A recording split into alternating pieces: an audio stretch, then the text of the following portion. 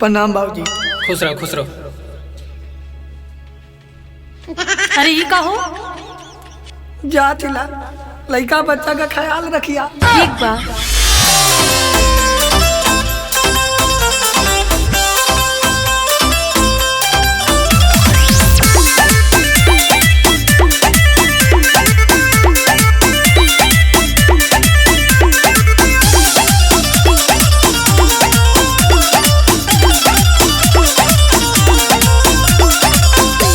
Hello. हाँ hello. आ गए हैं स्टेशनवा पे, माला बैठल है। अच्छा अगोरत है ट्रेन कि कब आई। ठीक बा।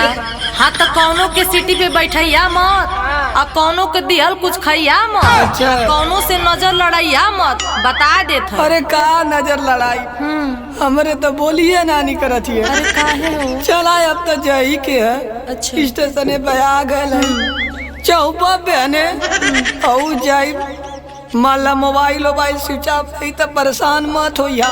ठीक है मगर तोहर बड़ी याद होती हो। यह बतिया कहनी है बाबू से कि वो हमारे बिना ना रह पाई, लेकिन मन ले ना जबरदस्ती टिकट निकाल के हरियाणा भेजा था मैं। चुप हो जा चुप हो जा। रह जाना। हम बस अब घरवा निकला था, टेम्पू पकड़ के आवा था। अरे अगर दो गोलू घरे अंडा के भुजिया या पराठा लेके आ गई तो मुँहे में बेलना उड़ के मारा। चुपचाप कमाए जा।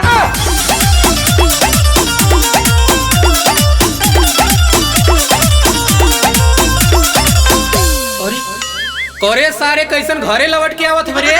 बाबूजी का करी, ट्रेनिया में बहुत भीड़ रहा लिया, घुसऊ ना पौनी तबले ट्रेनिया चल गई लिया, यही से हम घरे चलिए नहीं। अच्छा ठीक है सारे बेने चल जाइए, पैसवा है ना। ए बाबूजी पैसा के तो दारू पी गई नहीं है का? हाँ। करे सारे कमाए गल रले की दारू पिए रे। का करी बाबूजी, तोहर बहुत याद आवत रहा, यही से दुख में पी लेनी है। अच्छा जो सारे जो हट यहाँ से हट। ठीक है बाबूजी। अने मम्मी पापा तक कमा के आ गई ना ने।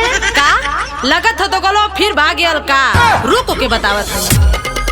करे बोलू ऐसे कैसे घर चली आइले, ओहर कहे ना उलट के तू चली गइले। हर रानिया हो तो हसे का बतिया बताई हो, आयो जब याद तो हर हम के लुगाई हो। आवत रहे अखिया से रोई ए रानिया, स्टेशनवा पर से वापस गई नी आई ए दानिया। स्टेशनवा पर से वापस गई नी आई ए रानिया।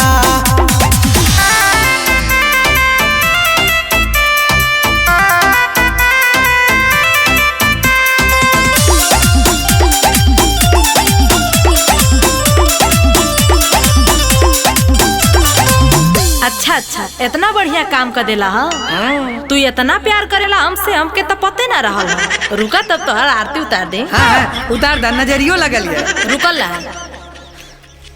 लगा था घरवा पेंट करावे के पड़ी, सारा कुल और से मूर्छा छोड़ा था।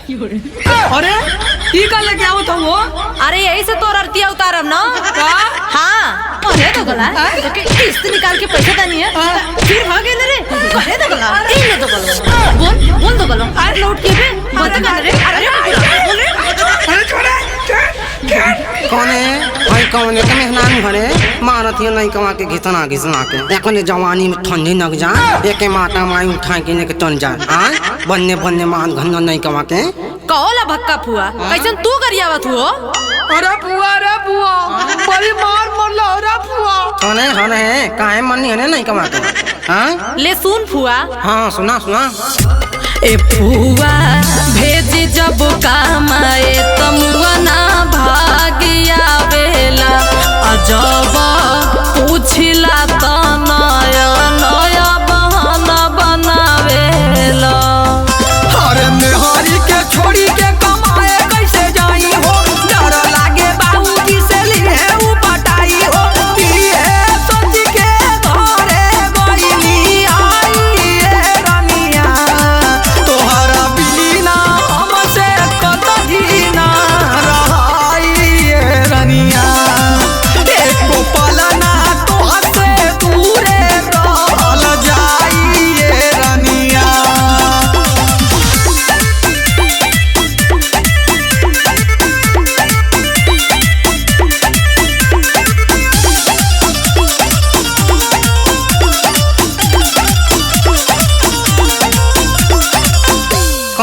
बहिया का भन हने अरे फुआ बहिना तब बताऊनी है ना।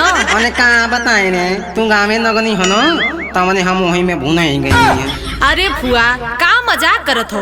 अने मोहिनी हम का मजाक करी रे, मजाक तो तोर फुफा करत रहे तू आधी आधी रात को। बस फुआ ई बताओ ई बार बार भाग के घरे आई तो घर का खर्चा कैसे चले। मतलब सुन बतावत ही। हाँ बताओ। ई जब मई है ना त घरे के कैसे है खर्चा चली हो। आ घरे रही के ई पिए खाली बंटी बबली हो। सहे नाही पाइब हम में हर के जुदाई हो। मरदे से महू की ना करेली ढिठाई हो। मारा जानी हूँ चावा चलाई ये रनिया।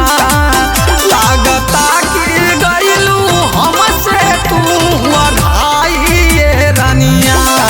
बोला कहवा अब भतरा तोहर जाई ये रनिया। अच्छा ठीक हाँ झगड़ा घोड़ा मत कर। आ तू बहने कमाए चल रही रे। ठीक है बुआ। अच्छा चला दलपैता बनोले खा ला।